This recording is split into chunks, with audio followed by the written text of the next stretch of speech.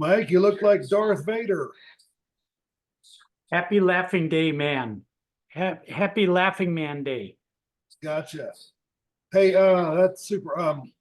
I'm just logging on right now because I've got something to do. It might take me 10 minutes, so I might come back in, but I'll be listening. Okay, did you look up how many books have sold?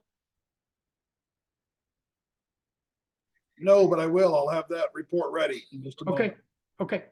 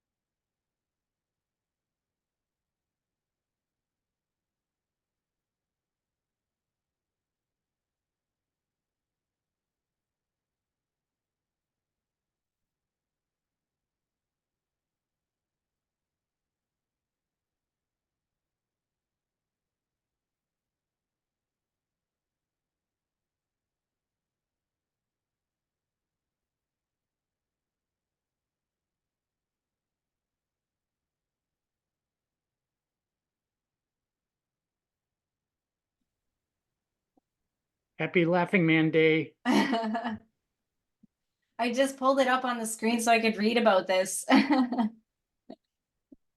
Oh my goodness. Let's see here. I gotta minimize it though, so I can see you too.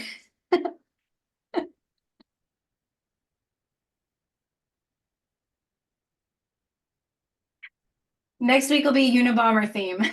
No, oh no.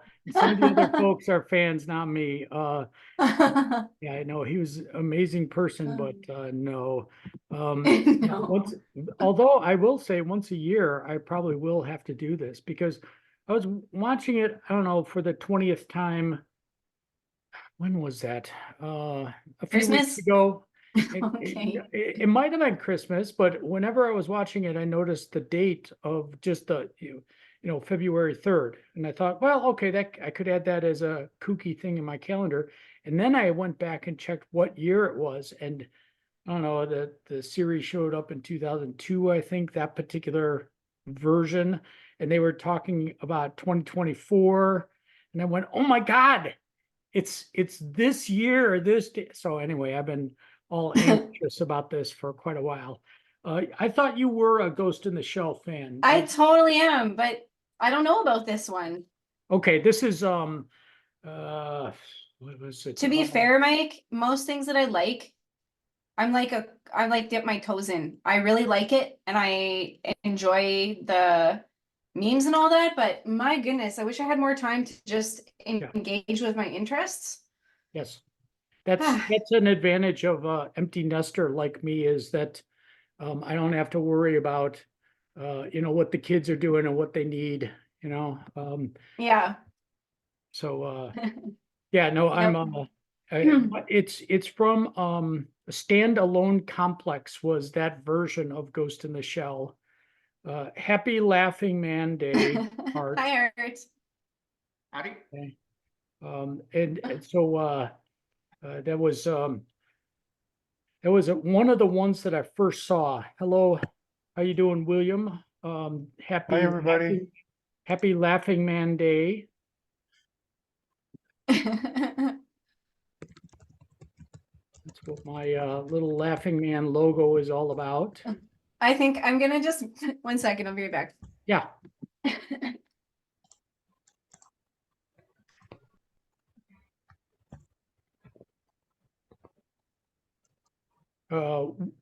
We'll talk about it in a second, William, but thank you so much for that universal link to the book. I put it in chat and I'm going to make sure everybody's aware of it. And we're going to make this incredibly quick. This is going to be a very, very, very short meeting. We're all busy and we got another meeting in a couple hours. So I don't want to beat this one to death for sure. I want to make sure Alan's back with us. He was doing something. I wonder if I could take a screenshot of your hilariousness here. Just a sec. I am with you, friend. Are you back, Alan? Yes, yeah. Yeah. Okay. All right. So, like I said, we're going to make this super short because we've got a podcast to do in 2 hours with Dr. Sharif. I wanted to check in with Alan. Were you able to see how many have been sold so far? Yes, total lifetime history of the book, which is what, 2 weeks now? $24.31 is the estimated royalties. I haven't bought my copy yet. It went out, if you remember, it was last Sunday during the salon that it was available. We found it. So actually, it's not even 1 week yet. So does that mean maybe 10 books or something so far?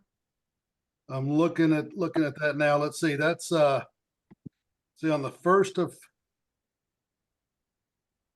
why is this only showing a month?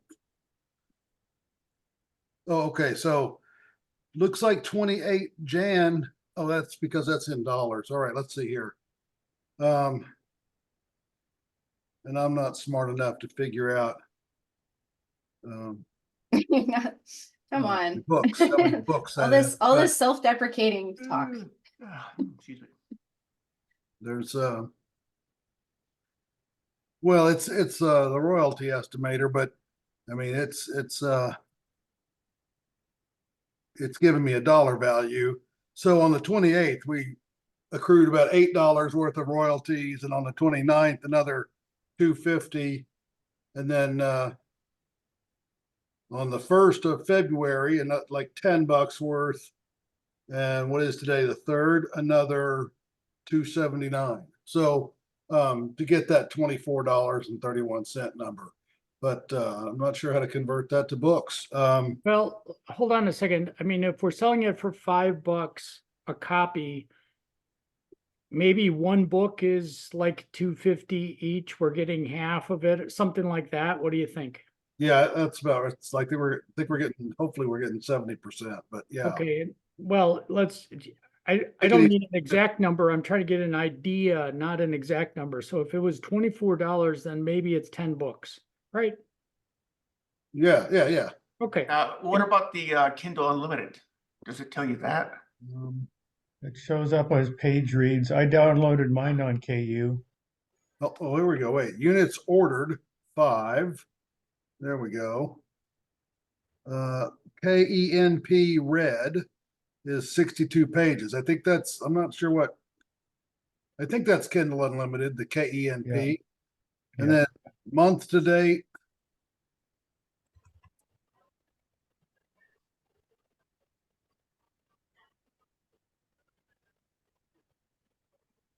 Well, KENP red is 262 pages. So no free units, no. Yep, we don't have any promotions. We don't have any pre-orders. right. There's the 1269 for February. And then 1162 for January. Yeah, okay. Yeah, I mean, it's, What, it's what I'd like to do, Alan, is at the beginning of each meeting, just really quickly, how many books have sold or how much revenue.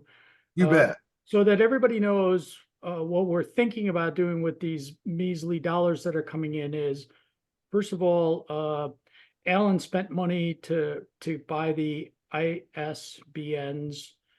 And then perhaps after that, we've got website and the Zoom meeting fees. It'll be a while before we can actually retire what's already been spent, but just so you know, it's not going to go into anybody's particular pockets. Right. Okay. The next thing I wanted to make sure everybody is aware of is William has come up with an excellent universal link to the book, no matter what country. We're having this Oh, trouble yeah. That's with cool. countries. And so I have posted it in the chat. It's on Facebook. I'm trying to get the word out because there was a lot of confusion. The one I was checking in with today was I could get them almost all set up for everybody except Bangladesh was not working no matter what. So I gave Dr. Sharif all 3 versions with the .com, .bd, the .bd, and then the universal one that William came up with. And the only one that worked was William's. Okay, so in Bangladesh, they now have access. So worldwide, this was the question really that Art was asking about the Kindle Unlimited. We now have a link that anybody in the world can go get the book if they want to. Okay, so thank you, William. The reason I'm bringing up Dr. Sharif right away is during the broadcast tonight, I do want to say that, and here's what I think of. 90 days from now is roughly May Day. So I'm going to say on May Day, we'll be free of the restriction on Amazon. I would like to offer the book, anyone who wants to translate it into any language in the world is free for commercial purposes. They can make money off of it as long as they leave our names in as authors.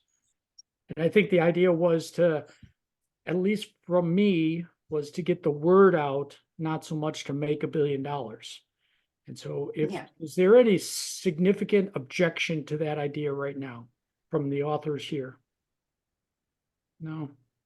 Okay. Because I'm so confused though. I'm trying to get it in my cart in Amazon and I can't see the button to put it in my cart. Okay. I can just see Kindle. That's it. Are you on the US page or the Canada page? I went from the universal link. It took me to amazon.ca, so that worked. Oh, okay. And then it's just letting me get a Kindle edition. That's it. There's only a Kindle edition. Yeah, that's all there is. We only have an ebook so far. We only have an ebook so Okay, far. Okay, this That's was what the dis- I thought, but I wasn't yeah. sure. I was this like, was the discussion we had with Alan. He was overloaded. And I had okay, asked, I yeah, said I wanted paperback, audiobook, ebook, right? And he said, okay, all I can do right now is ebook. So we're gonna get the Okay. ebook out there. And Mhm. what I was trying to say is maybe on May Day, we can release a free PDF. And this was something I talked with Alan about, is taking the file he has and converting it to just a regular PDF that we can post on our website, not Amazon, our website, and have anybody grab it and translate it anywhere in the world. And so I want to make sure that there wasn't any big objection to, I mean, Dr. Sharif was the one who right away said, hey, would you like me to expose you to the 300 million people in Bangladesh? And he Sure. wants it translated to Bangla, of course. And, you know, he's a business guy, right? He can't wait to, you know, try to make some money off of this thing, right? So if he can translate it and sell it for whatever, I could care less. Okay, but and I'm trying to get somebody in Brazil who's interested in converting it to Portuguese, etc. Just reach out to anybody you know around the world who might have an interest in translating it and making it into a book. Okay, so right. Right. I literally just wanted to go over a couple things, like how many is sold, the universal link that William gave us, make sure everybody was aware that we're going to have a free PDF on May Day. I am trying to get other podcasts besides Dr. Sharif. So, for example, a previous USTP presidential candidate was Kristan T. Harris. He's got a podcast called The Rundown Live. He is excited about having us on. We don't have a date yet. Okay. And the idea is anybody can go out to any podcast they want to and talk about, of course, their chapter about the book. You can publish your chapter in anything you want, right? It's just a free for all. Whatever you have time for, whatever you're interested in doing. I don't want to try to be centrally mandating what everybody does. That's a waste of time. I think that's all I have. I wanted to go over that and make sure we were all connected. Any questions or comments? No. Well, comment, just, yeah, we're gonna get all of our different modes out there, just not right away. So just want to say that we'll get audio out there, we'll get paperback, we'll get, you know, Yeah. yeah. So This is just making me laugh so much. Good. Good. We got to have some fun, right? We all worked very hard. You know, let me say something. I mean, I expected everybody to have a really good discussion on the salon. Laura, you are amazing. Okay. Thank It's a you. shame you're too busy tonight. But you know what? Here's the other thing is there might be other appearances on Dr. Sharif's show. And so maybe there's another opportunity sometime, let's say a month, or maybe on May Day, we go back and you talk about it. Okay. So you did Yeah, for great. sure. Yeah, you did great. We want to see you again. Yeah, think that's it. I had to like watch it the next day, and I was like psych myself out because kind of like nervous for watching myself, but yeah, no, it was good. Oh, it was exceedingly professional. And everybody did a great job with their stuff, but you know, you were quite startling. So that was a treat to watch. Okay. Thanks. Alan, did you have any other comments? I know that you're busy with your project. We're Yeah. waiting until roughly April Fools to start back up again, correct? yeah, something like that. Absolutely. I tell you what, I was really startled that it was 320 pages. I saw that. Yeah, it's a bigger book than I expected. It was 179 or whatever in the draft. So it's Hey, basically well- double that for the ebook or whatever. Yeah. Well, here's the thing is something for us all to think about is I'm definitely going to write another chapter. And this one's going to be about negative income tax this time. I think UBI is a dumb idea. I don't think it's going to work. Okay. Financially, it won't work. Anyway, I definitely want my new economy chapter to remain. So the question is, do we go up to 500 pages? Do we split it into different volumes? I don't know.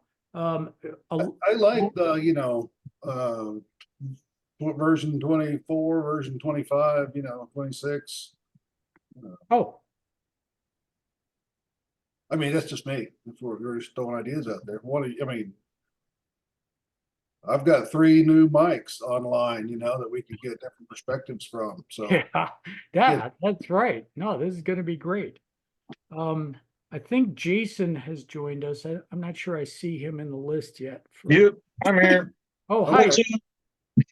Dude, we're doing a super quick meeting because we're on with Dr. Sharif in 2 hours. Jason, I want to wish you happy Laughing Man Day. Okay. Happy Laughing Man Day? Yeah, you see the logo on my screen? Oh. Okay. This is from the Ghost in the Shell anime series. So today is the real day that it occurred in the science fiction series. And so today I'm dressed up like the Laughing Man. Okay. And, I've never heard of that. yeah, okay. Sorry. Yeah. So really what we were talking about, Jason, real quick, was how many books have sold, what we're planning to do, and the important thing for us to take away is roughly May Day, we're going to offer the book as a free PDF. We're going to let anybody in the world translate it to any language and sell it however they want. And in April, we'll start working on the new chapters. All the stuff about BioShelter will just shelve for just a little while. We're all overloaded. But I do want to mention that I did come across the University of Maine is 3D printing biomaterials. It's Nice. sawdust plus bioplastic, and they printed an entire house. It's not gigantic, but an entire house, as versus like when you do 3D printing with cement. That's just the walls and you got to put a roof on it. No, they did the roof. They 3D printed the roof. And so this fella in Maine, this composite structures 3D print professor, we're going to have to link up to. Okay, so we got some cool things to look into later in the year. Okay, so yeah, I think I'm recording this one. Yes. And I got to go into our Zoom account and clear out the old recordings to make sure we got enough memory for this, because this is one for the books, right? Mike pretending he's the Laughing Man. Okay. All right. Cool. So, I was just going to say, I just spoke again with Michael Lynn. I'm just going to start calling you guys by your last name at some point. Yep. But he has the 3D print everything business, and he's partnering with some people right now who are building cement tanks. So these are like giant water tanks, and kind of like you say about the house, he's not just printing a cylinder, he's printing the dome shaped, base and the dome shaped top for it also. Oh, okay. So yeah, they're doing a full, and he's thinking they can cost about 20 grand. They're thinking they can get it down to under 5, to 3D print it, because the scaffolding and labor is a big chunk of that, which they'll use neither of those things, or very little of each. And then, bringing the cost down nearly 25% also.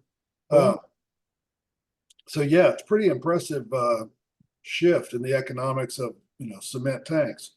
But he also got a day job, which not really a day job. I mean, it is a day job, but he works as needed and he attends meetings. So, but it's hourly. So, I'm thinking anyway, it's with North Texas, not North Texas, UT Southwest, which is part of the University of Texas, but it's a teaching hospital, UT Southwest. So he is actually working on 3D printing bones for implants.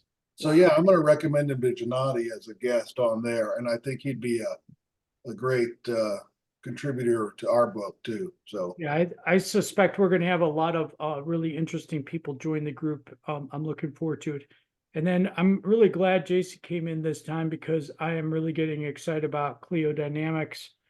And he's, Jason's quite a history buff, so it's going to be, for me, what's missing is the how do I want to say it, the understanding that the combination of the economic singularity plus the already widespread unrest and dissent in the U.S. It could be the spark that ignites it all. And Luis just joined us, so the revolution is always on Luis's mind. It's pumpkin spice latte. Oh wait, no, it's PSL, whatever. so yeah, Luis, we were planning a very, very short meeting. Luis, were you interested in joining us with Dr. Sharif in 2 hours, or are you busy? Probably be busy by then. Okay. All right. Yeah.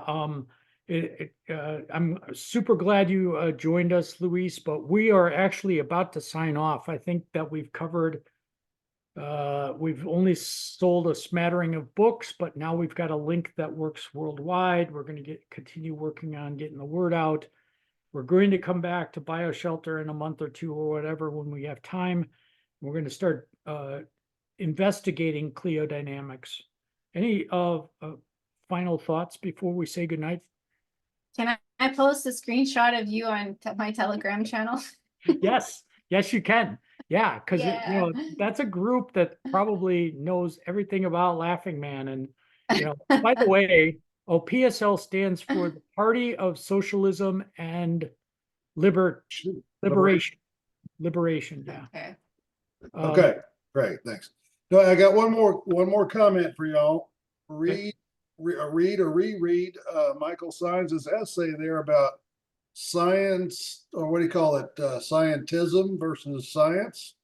Because man, I was sure getting the scientism vibes from some of the Clio Dynamic lectures I listened to. Not all, but a couple of them were like, yeah, we're putting numbers on all this stuff. And it was like, okay, but those numbers aren't really telling you anything.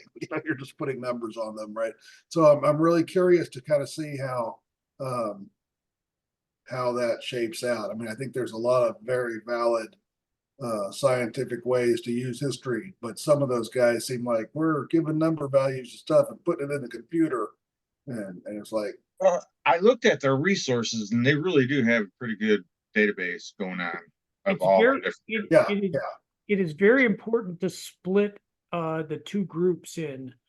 The one that Peter Turchin's in with Clio Dynamics is heavyweight intellectuals at universities.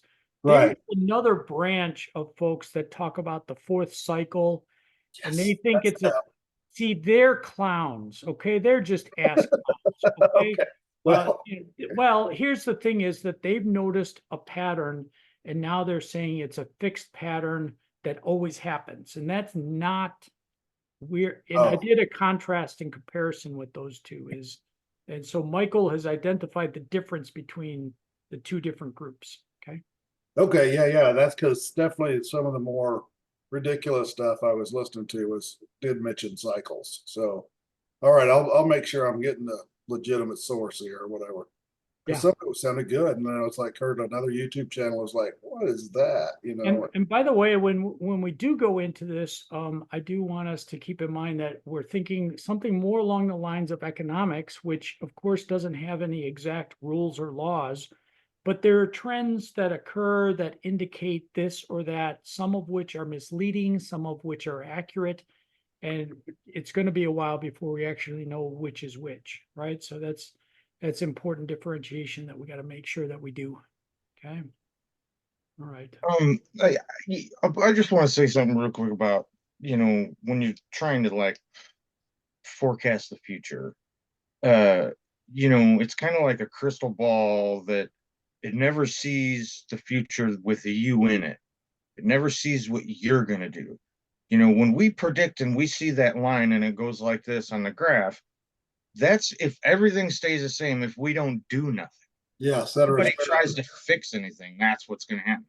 But that never happens. We never see in our predictions what we're gonna do about it. So I just want to keep that in mind because sometimes it's not always going to be as bad as what we think because we're not calculating all of the things that could happen in the future that might mitigate the situation. Well, Jason. I understand your point though, Mike. Yeah, no, we want to do it in Jason- case. Jason, you're perfectly But- correct. And let me just do a comparison here. Wall Street in general has predicted 14 of the last 6 recessions. Every couple of weeks or months, Wall Street, CNBC says there's a recession coming. They call it way too often, incorrectly. There is a researcher, Campbell Harvey, that came up in the mid-'80s with a very accurate way to predict recessions. It was a yield curve inversion that used a 3-month, 5-month. And I used it actually in my investments for the last recession, the Trump recession. It is 8 for 8. Every single time it has correctly called a US recession. Every single time. That is extraordinary. Now, the comparison here is sometimes you find something that actually accurately can indicate not the date the recession starts, but that conditions are coming. And I made a very public prediction of this 2 years in advance. I predicted 2020 first quarter recession, and it came in exactly as planned, just using his technique.